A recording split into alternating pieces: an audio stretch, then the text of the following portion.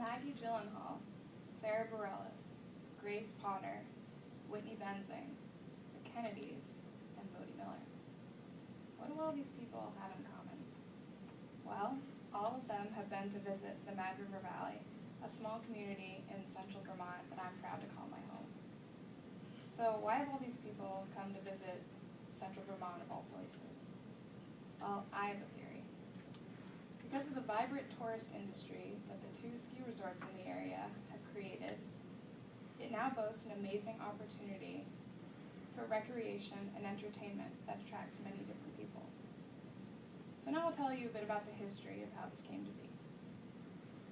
If I were to use a time machine to go back a little more than 60 years ago, the community would look totally different, completely unrecognizable to me. And no, that's not just because it'd be 60 years ago and I wouldn't recognize really any of it.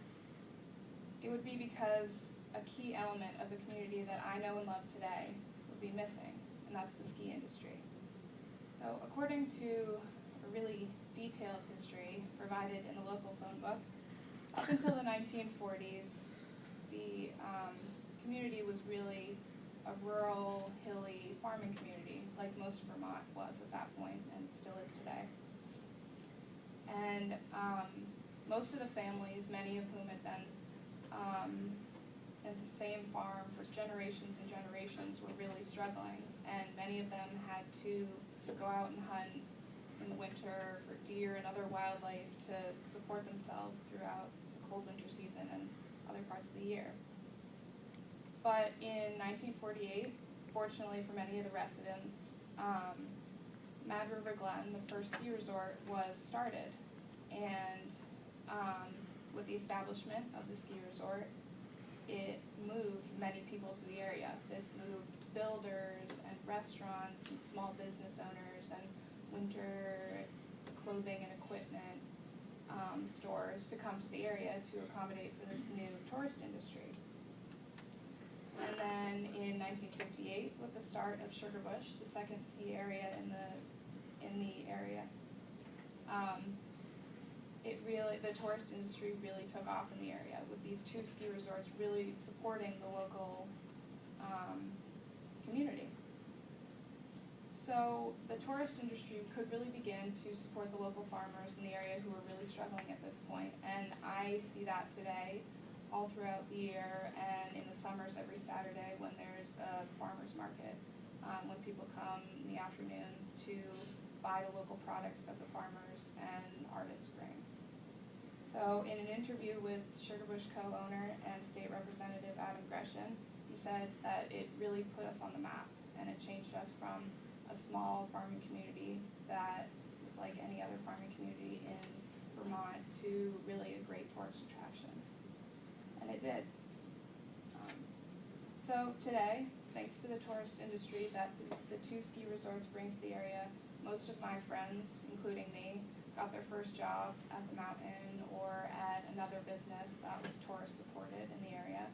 And most of their parents, including mine, also have jobs there, so they don't have to commute 20 minutes plus to work every day, which many people in Vermont do. So it keeps